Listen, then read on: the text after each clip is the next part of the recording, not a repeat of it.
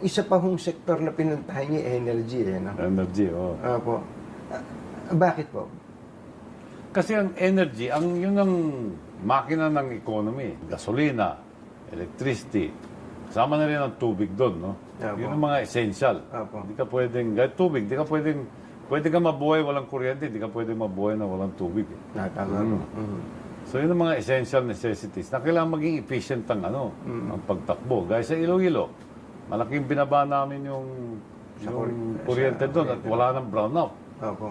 Bago kami pumasok sa Iloilo, 8 oras ang brownout doon, araw-araw. Tsaka taas pa ng presyo. Ngayon, mababa Ngayon na. bumaba at saka wala nang brownout. Wala pang brownout. Oo. Ito nga po, sagutin nyo nga po ako dito. Gusto nyo bang mabasag ang franchise ng Meralco? Mahirap na tanong yun eh. Hindi ko naman gustong pakilaman ng Meralco, no? Ang issue lang dyan is, ang Meralco, 60% na ng power industry. So medyo malaki. Basta mababa lang ang presyo, efficient sila, wala naman masama doon. Kaya lang. Kaya lang, kailangan i-maintain ganun, i-closely supervise ng gobyerno. Pero if given the chance, at kasi merong issue ngayon sa Meralco eh. Ang issue sa Meralco, merong 200 billion yata yung Overbilling. Yung overbilling. Overbilling. Oo. At may narinig po ako sa House of Representatives, mukhang direksyon, biyakin po yung Meralco. Yung Nasa kanila yan eh. Pero kung ginawa nila yun, maraming maging interested dyan. Kayo po. Ako siguro isa na rin doon. No? Kung gawin nila. Kung gagawin Hindi ko nila. naman sinasabi kung anong dapat nila gawin. No? Opo. Hypothetical, kung makakapasok po kayo dyan sa area ng Meralco, ano naman bakit namin kayo magugustuhan kaysa sa Meralco? Hindi pa natin masagot yun. Opo. No, di ba? Hindi natin masasagot yan. Kailangan efficient ka, bumabang. Mas magugustuhan mo lang kung mas mababang price eh. Kasi Meralco naman, efficient magpatakbo. Opo. Wala naman tayong mga brownout sa Metro Manila eh. In fairness, ano? Bira, oh. So, presyo na lang yun. Kailangan, kung gano'n ang gawin ng Congress, kailangan mas competitive ka, mas mababa price mo. Kasi Meralco, efficient naman eh. Opo. Yun lang, kung question ng gobyerno yung charges nila. Yung overbilling po. Ano? Overbilling. Okay. Sa kuryente pa rin po, sa nuclear energy, ano po ang sa inyo? Tingin ko kasi itong global warming, di ba? Climate change. Ang nuclear talaga lang ang steady na at pinakamalinis na baseload. Opo.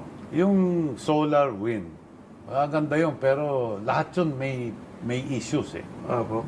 Gaya sa pag walang araw, walang solar. Pag walang hangin, walang wind. Tsaka maraming na-occupy na lupa. Opo. Papalit mo ba sa solar, sa agriculture? Ano mo ba yung mga rice farm at saka kung ano-ano para sa lalagyan mo lang ng solar? Opo. Yung nuclear, 24 hours yan, stable, mababa ang presyo. Tumatagal na ngayong 60 years ang nuclear plant. Opo. 50 to 60 years.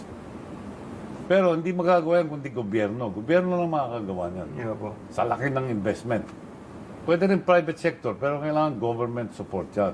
Ilan ang casualties ng nuclear plant accident? Wala pa 300. Sa buong... Samantalang ilan namamatay araw-araw ng COVID at saka nung yung gera sa Ukraine, ngayon sa Israel. So, Tapos maraming kontra doon. opo. Bakit sila kontra? Di nag-iisip eh. Kumbaga, sulit yung risk. Sulit na Sa sulit. benefits, sa Ilan benefits. namamatay sa air pollution? Hindi naman nabibilang yun eh.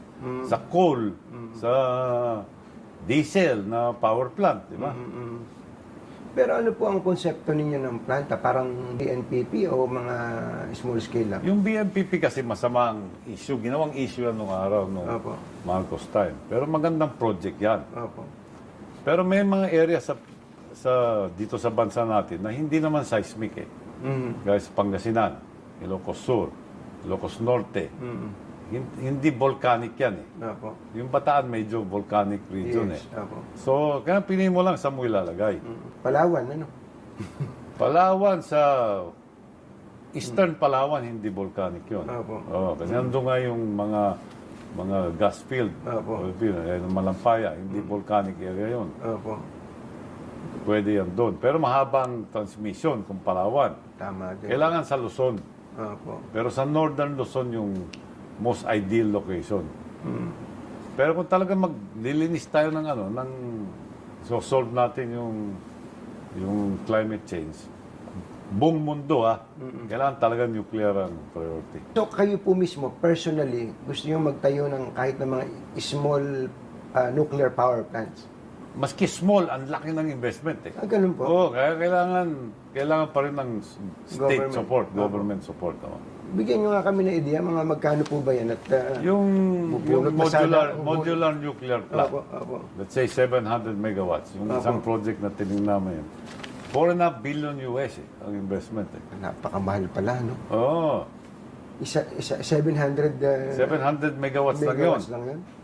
Pero yun yung maliliit na planta. Bagong technology yan, Opo, kaya opo. medyo mahal pa eh. Opo. Habang Dumadami. panahon, Opo. bababa ang Opo. presyo nun. Hindi pa nung nagpunta si Presidente sa USA, yan ang kasama ba kayo doon? Sama ko nun. Yun.